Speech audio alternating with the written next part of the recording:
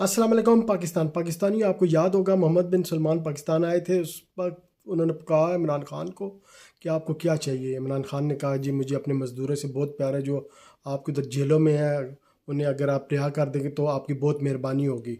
और आज की हुकूमत जो फार्म 47 की हुकूमत है वो क्या फरमाती है, हमें कर्जा दे दें, बदले में हमारे मज़दूर उधर काम कर रहे हैं वो आपके पास गिरवी रहेंगे। मतलब उनका कहने का मतलब ये है कि गिरवी रहेंगे, उनकी सैलरियाँ आपके पास होंगी। अगर हमने आपको कर्जा वापस नहीं कर सके तो आप उनके पास से काट लीजिएगा, उनकी तनख्वाही काट लीजिएगा। इसमें कौन सी बड़ी बात है। ये होता है फ़र्क।